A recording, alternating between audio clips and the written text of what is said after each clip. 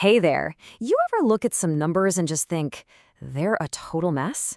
Well, today we're going to be mathematical architects.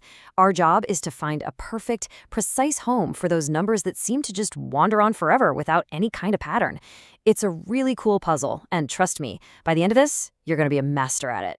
So take a number like pi, right? We all know its digits just keep going and going and going with no pattern in sight. It feels kind of chaotic. So how in the world do you find its exact spot on a perfectly neat, perfectly orderly number line? It almost seems impossible, but that's the mystery we're cracking together today. But here's the beautiful secret. Every single number, no matter how wild and crazy it seems, has one specific, permanent address on the number line. Our job is to be the detectives who can track it down and give it a home. Okay, first things first, let's get our key terms down. We're dealing with irrational numbers. The most important thing to get in your head is this. You can't write them as a simple fraction. And that forever without repeating part, that's their signature move.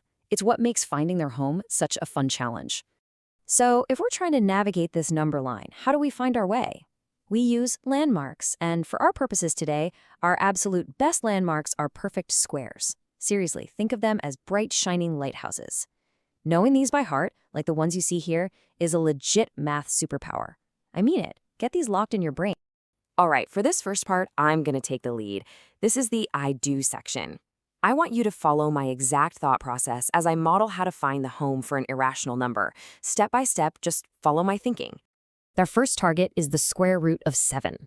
Right away, we know it's not a perfect square, so it's one of those irrational guys. But where exactly does it live on the number line? Let's find out.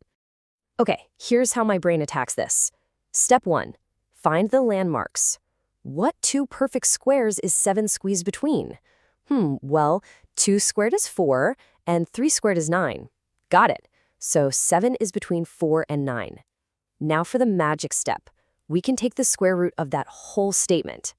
If 7 is between 4 and 9, then the square root of 7 must be between the square root of 4 and the square root of 9.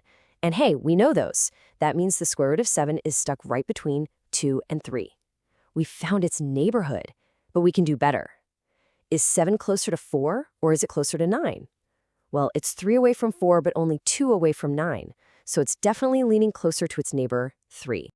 See how that logic works? It's a really solid process. Now, let's level up. We're going to try one together now. This is the we do part. We're going to get even more precise by using something called a benchmark. Okay, here's our next challenge. The square root of 10. We already know it's between 3 and 4, because 10 is between 9 and 16. But let's zoom in. Is it on the lower half of that space or the upper half? Let's use 3.5 as our halfway benchmark. Is the square root of 10 less than 3.5 or is it greater? How would we even figure that out? And check this out. This is a brilliant little trick. Comparing a square root to a decimal is awkward. So let's make it a fair fight. We square both sides. The square root of 10 squared. That's just 10. Easy. Now for our benchmark. 3.5 squared is 12.25. And look at that. Now the comparison is a piece of cake. Since 10 is definitely less than 12.25, we know for sure that the square root of 10 has to be less than 3.5. How clean is that? All right, you've watched me do it, we've done it together, and now it's all you.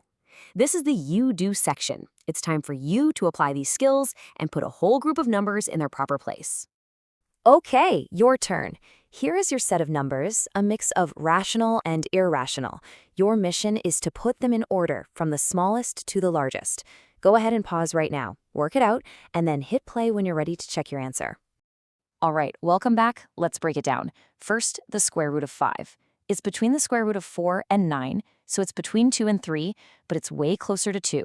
So we can estimate it at about 2.2. The numbers 2.5 and 3 are easy. They're already set. And finally, our old friend pi, which we know is right around 3.14. So if we put all those estimations in order, what do we get?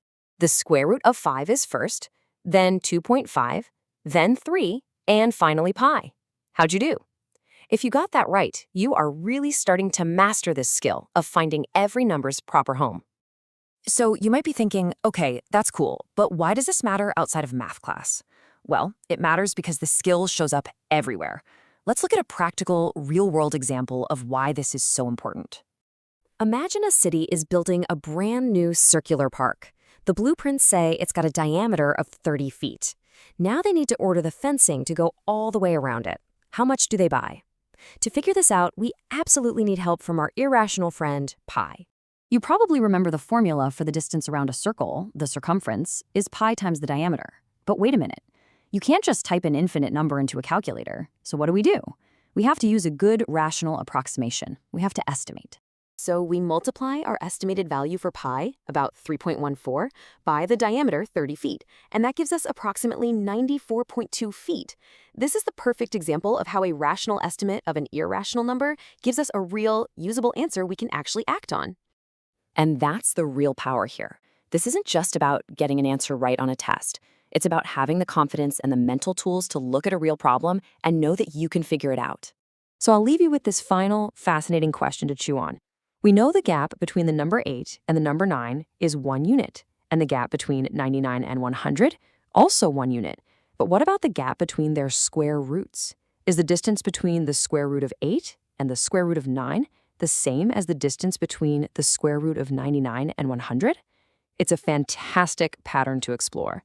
Thanks for digging into this with me today.